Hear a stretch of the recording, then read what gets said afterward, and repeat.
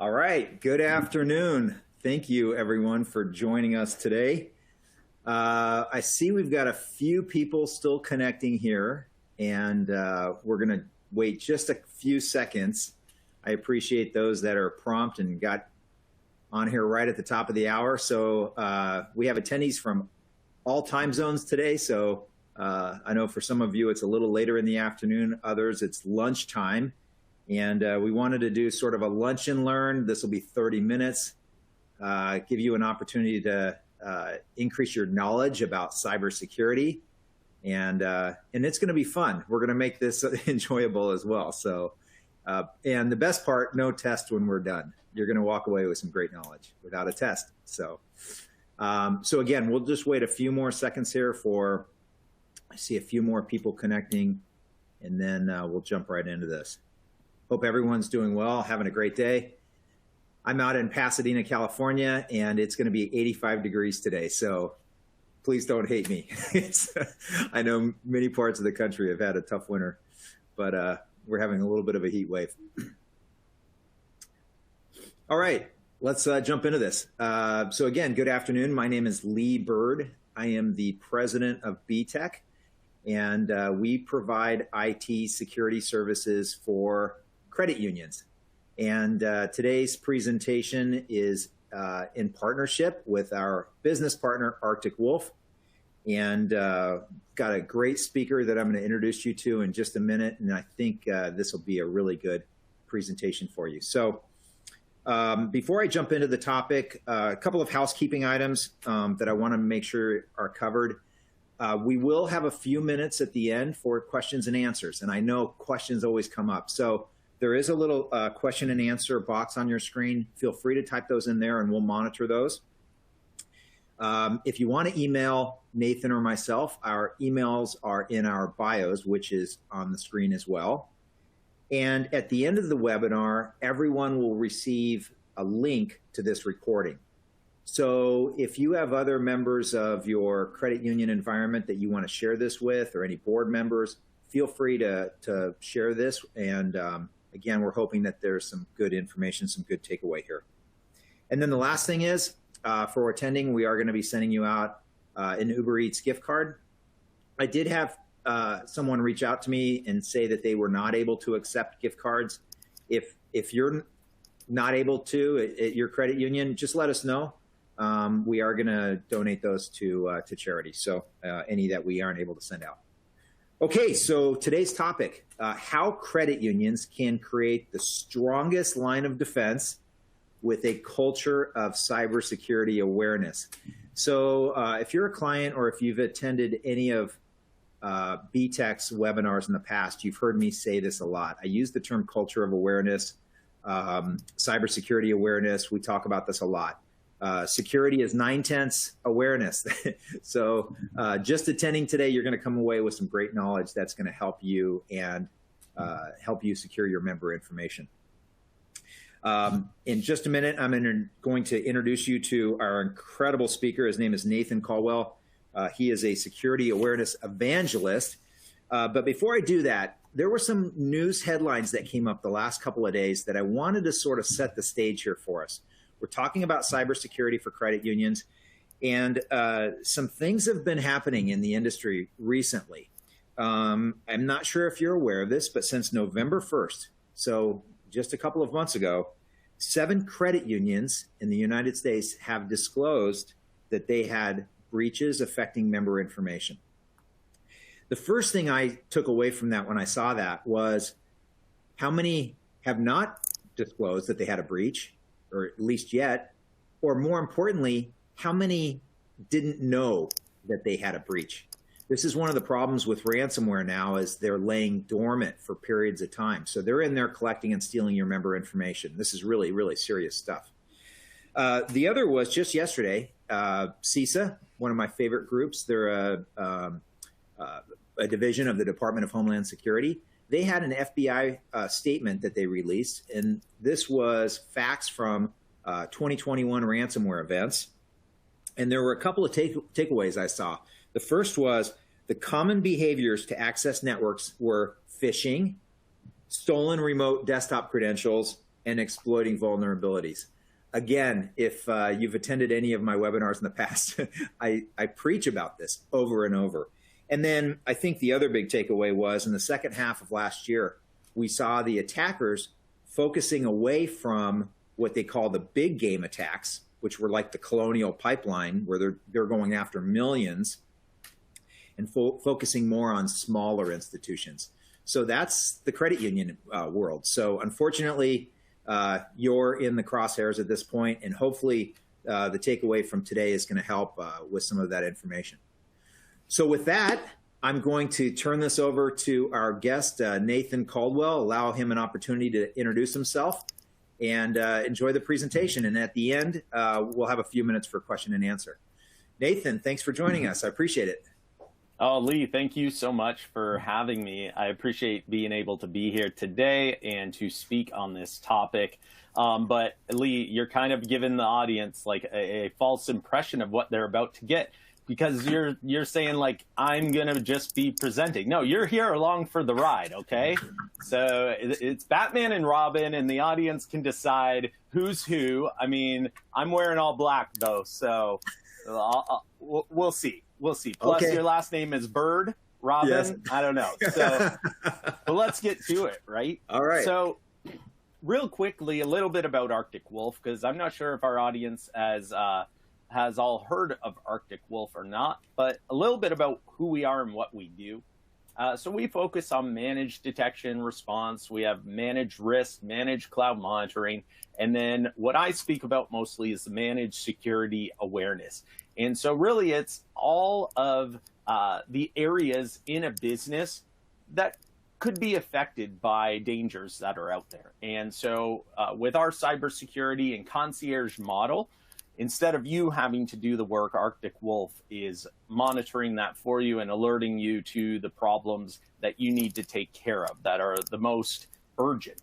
Well, what we're going to be looking at today is the managed security awareness side of things, and that's the human side of security. That's looking at employees and making sure that they are well trained, that they are given the information that they need so that they can do their job well, that they can protect themselves and their organization. And so that's what I talk about every single day. And right before, as we go into this presentation, I have a little story I want to tell you, because after talking with Lee, in preparation for this, we thought about this idea of having a playbook.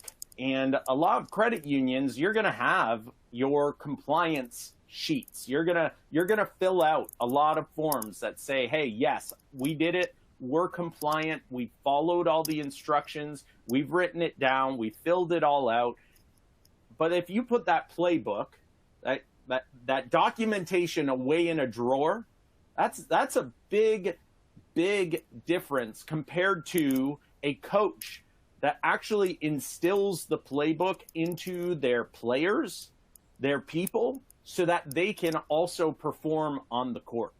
And the big thing here is that oftentimes too, your players, they're out on the court and they're going to encounter dangers or threats, somebody trying to steal the ball from them, somebody trying to block their shot, somebody trying to holler from behind them, being like, pass to me. And then you go to pass and you're like, nuts, they were on the other team, right? They're going to try to trick the players. And the playbook isn't out there to say, whoa, stop, right? The playbook doesn't speak. And the playbook doesn't jump out of the drawer, tap them on the shoulder, and protect them from the dangers that are on the court. And so you have to look at the idea of providing security awareness to your people as preparation for the big game. It can't just be that you hand a playbook to them and then say, all right, we're good. You got the playbook? My wife and I, we just watched a movie that came out on Netflix last night. It's got Kevin James in it, and it's based on a true story where the New Orleans Saints football coach, he wins the Super Bowl, and then he gets suspended. And he goes and he coaches his son's like 12-year-old football team. And he gets there, this NFL coach, and he rewrites their entire playbook. and he gives it to all the kids, and they show up to the next game, and they butcher the game. Just absolutely horrible. And he goes to them after the game, and he's like, didn't you guys read the playbook? And they go, yeah. And he goes, well, didn't you understand it? And they all go, no, because it wasn't practically applied. It wasn't put into practice for them. And so your employees need to know how to put it into practice so that they can be ready for game day. And game day for you is them dealing with the members, right? In credit unions, how many times do you have members applying for things or needing to do a wire transfer, or you get called from another department and you have to take an action that is very sensitive and it has to be done right. Otherwise, one digit off and it's gone. And so the idea behind it is that the playbook can't stay in the drawer. The attitude of just saying, hey, yeah, we got our compliance checklist done, so we're good, we're safe, doesn't work. Lee brought up a few examples, and I'll give you another one. That there was a FBI warning that came out just a little while ago that said also, hey, guess what? If you get a package that looks like it's from Amazon, even though it has a thank you note in it, even though it has an Amazon gift card, even though you might think like, hey, you know what? This is probably from my boss and I did a great job and I deserve this thank you. Or it's from a secret admirer. Like, we have these fantasies in our head that somebody out there loves us and they're just going to send us a gift. And you open it up and there's also a thumb drive in there. Well, what they're doing is trying to butter you up to think that this is a good thing. Oh, I'm so excited. I got to see what's on this thumb drive. And then you plug it in and boom, you're taken down.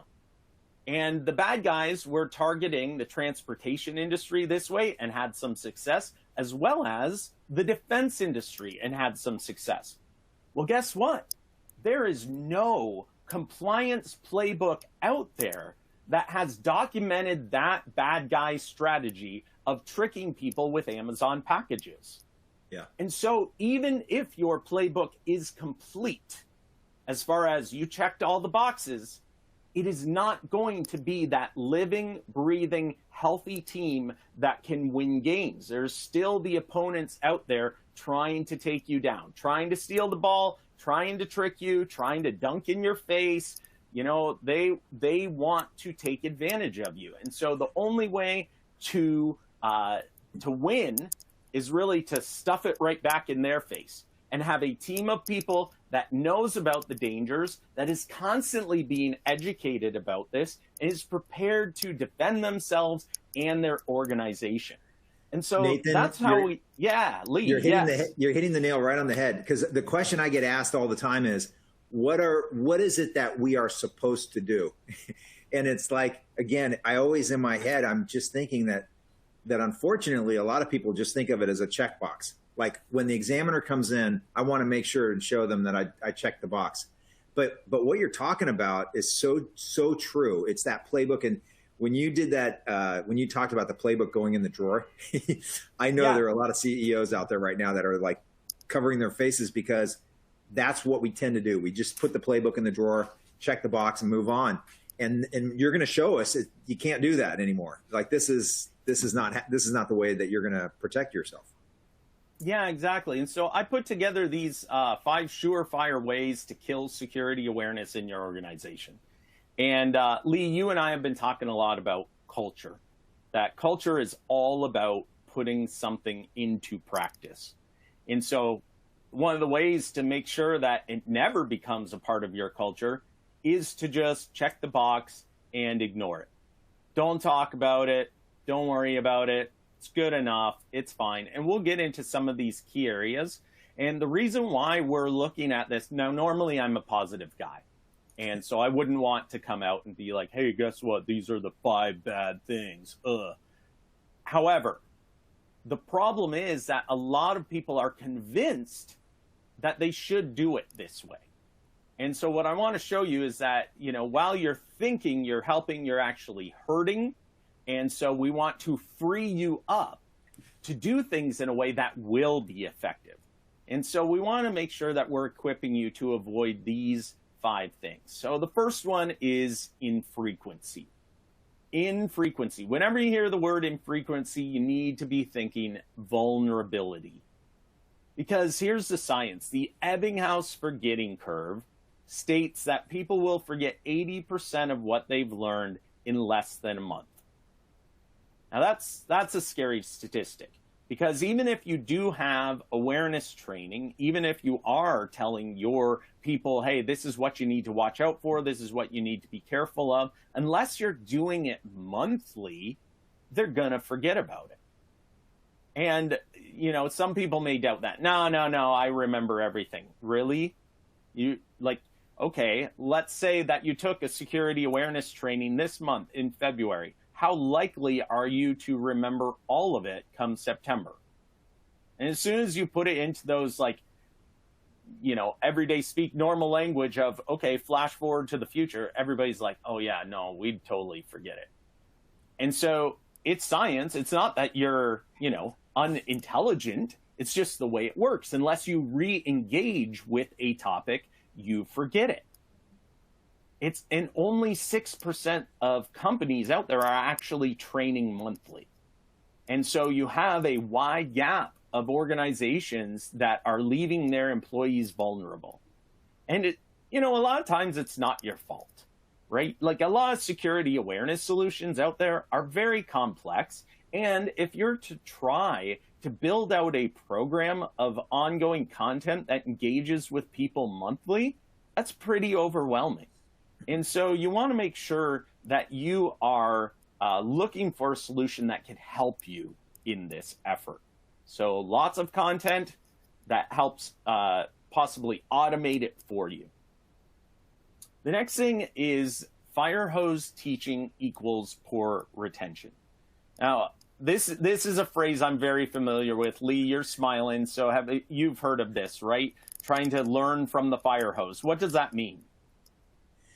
I'm dealing with this with I won't name the vendor, but I'm taking compliance training, and twice I've started it. It's an hour-and-a-half program, and they won't let me break it up into small pieces. And I get about 30 minutes into it, and I can't remember what I've learned 29 minutes ago.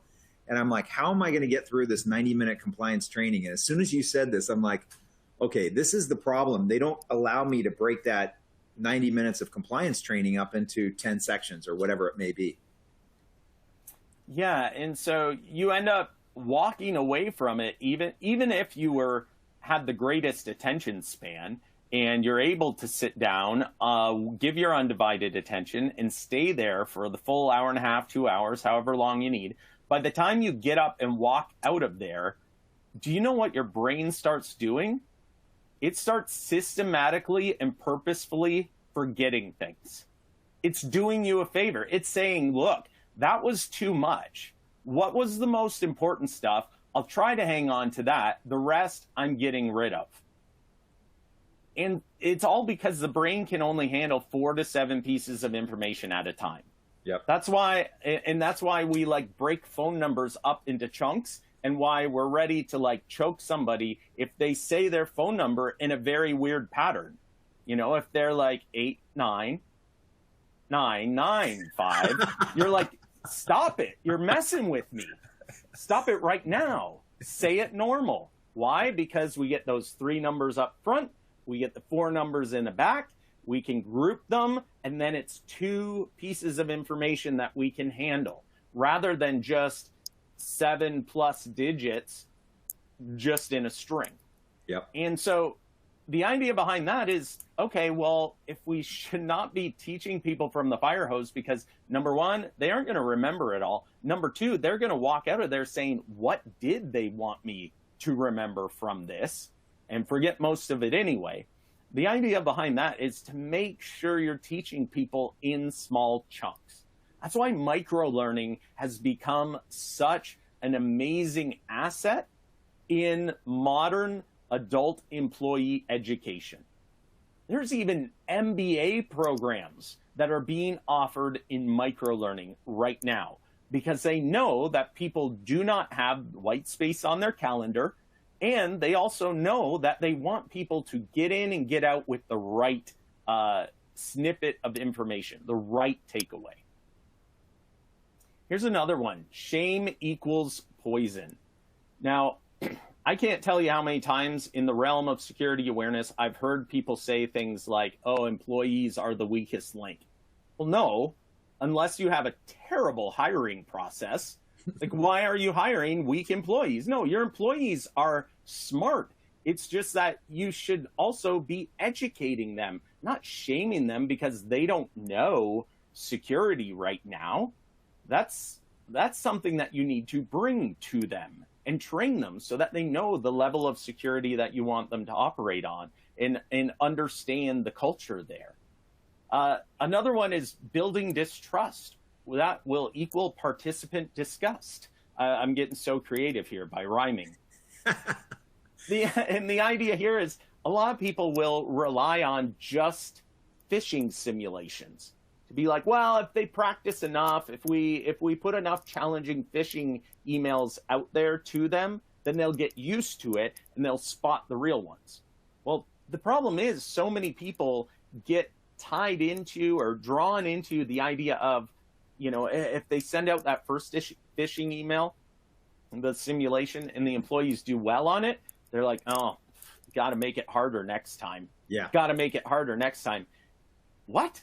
No, now you've changed your goal from educating to just tricking employees. And you know what they're going to start to do? Just like look over their shoulder and be like, are you coming for me? Like, why are you trying to trick me? So phishing simulation, it plays a part in ongoing awareness. You do want to give people practice, but it needs to be tied to specific education and not just punishment. Like, oh, if you click on that link, guess what? You got to sit down for a 30-minute session on whatever. You're in the timeout chair. No, show them the email. Show them where all the pieces were. Help them to recognize all of the elements of an email that they could have been watching out for in that one, and every single email to determine if it can be trusted. Also, this last one here, this last point, compliance attitude equals bad guy gratitude. Again, I should be writing poems or at least security awareness Hallmark cards. Compliance attitude equals bad guy gratitude. What does that mean? It means, back to that story we were telling at the beginning, if you take your playbook, you put it in the drawer, you just say, we checked the box, we got something, it's better than nothing. Guess what? The bad guys are going to be so thankful that you have that attitude, because you're not going to challenge your employees to grow. You're not going to be educating them with good, modern adult learning methods. You're not going to be presenting them like Lee did at the beginning of this webinar. He said to you guys, hey, look, there are some recent things happening in our industry that's affecting us. We got to watch out for these things. Talking about current events, making sure that people are aware of what is going on out there helps them to be prepared. Also, you may not realize this, but if you just put any old thing in place and you're like, something's better than nothing, well, employees also will think that they are safer than they actually are. They'll think, oh, you know what, I bet we got something, so nothing bad's coming my way. I don't have to worry about it. I live near Walt Disney World in Florida, and everybody goes to Walt Disney World thinking that crime doesn't happen there. Right? You're lulled into the sense of security. Why? Because it's so magical, and they have security guards with mouse ears on it. Like, no bad guy's gonna go against that. But meanwhile, one time my wife got her phone stolen right out of our stroller. It can happen, and we can be falsely lulled into a sense of security. And so it's very important that we don't just think, you know what, we got something, we're okay. We need to constantly be thinking in a way like the bad guys.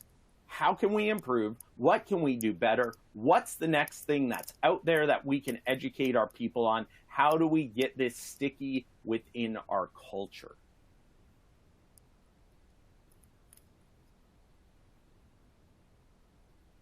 Pardon me. So is there a better way? What can we do? Well, I gave you 5 tips to watch out for, to eliminate, because they will kill security awareness. They will kill that culture. Here's how you build an ongoing culture. Make sure you're engaging with your employees monthly. If not once a month, at least 2 times a month. Utilize micro-learning so you aren't just flooding their brains with way too much information all at once. Use phishing and specific education. In the program itself, have an overall education focus instead of a, I know more than you. Oh, I can't believe you're asking me that again. Somebody comes to you with a question. Great, I love questions. How can I help? Then also leadership and coaching. Don't just rely on you to be the expert. There is such a huge community of security experts out there that are happy to be your partner in this to help defeat the bad guys. We have a cool experience. If you want to see what our security awareness program is like, we call this Delorean because it's a time-traveling tour of our managed security awareness program.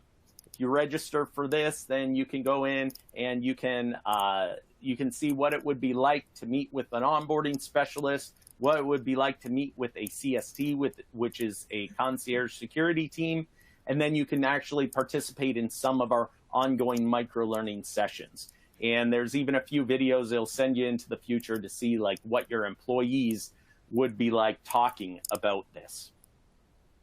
All right, so that's the end of my presentation. I know we have a few minutes left, and we have some time for Q&A. I love it. I love the rhyming. Thank you, Nathan. That was enjoyable. All right, we've got about 2 or 3 minutes here, and we've got 2 questions so far. So if you have a question, put it on the enter it there on the screen, and if we don't get to it today, we are going to stop right at 12:30 or at the bottom of the hour. But the first one I think you answered for us already, which was how often should we be training our employees? So it basically, you're talking about not just doing this once a month or once a quarter or once a year, but kind of more frequently, right? Yeah, absolutely. And so some of the best ways to look at it is to remind yourself like how quickly people will forget. And, you know, sitcoms, those drama TV shows that keep coming back weekly, those are the ones that keep an audience. You know, the TV shows, like, I was a huge Arrested Development fan. If anybody back in the day, early 2000s, best show ever. Guess what Fox did? They, like, jumped it from Sunday night to Monday night without telling anybody. And then sometimes that TV show Prison Break would be, like, a 2-hour episode, and they wouldn't even play Arrested Development at the time slot it was supposed to be. They made it so frustrating as a viewer to even get engaged. And so that's what we need to be looking at, too, with our employees, is to make it super easy for them to engage, give them some consistency, build that trust, show them that it matters to us as well. If we just do it once, and we say, hey, we're going to be doing this once a month, and then it goes to every other month, and then you skip a month, and what does that tell the employees? They don't really care. No one's watching this. Yep. If they can't even assign it on a regular basis, they aren't tracking me down if I skip it. All right. The other question, and I'm going to take this one because I did a webinar on this recently, so I'm excited that I know the answer to this, is what does the NCUA expect credit unions to do for training? It's documented. So it's the NCUA has 2 structures, framework. One is called the ASET workbook. The other is Intrex-CU. And there are 5 domains or 5 pillars, and the first one relates to training. In fact, it talks about training and culture in that itself. So there's another webinar, and if you would like to see that, it's on our YouTube page, but we talk about that. So there is some guidance there. And so it's not just following the compliance, but also putting it into action with that playbook. So we got just less than a minute here. How should we wrap this up, Nathan? What's the best thing, the best takeaway here? You got to do something, right? Repeat. Yeah. So the title of the webinar talked about building a culture of security awareness, and the only way to build culture is to make sure it's practiced, right? In my family, water polo is not a part of our family culture because we have never once played it, nor have we watched it. But guess what's a part of our family culture? Right now, the movie Encanto. We have seen it 80 million times. We dance to the soundtrack. We do talk about Bruno. And so it's part of our culture because it's practiced. Everybody has their relationship with it.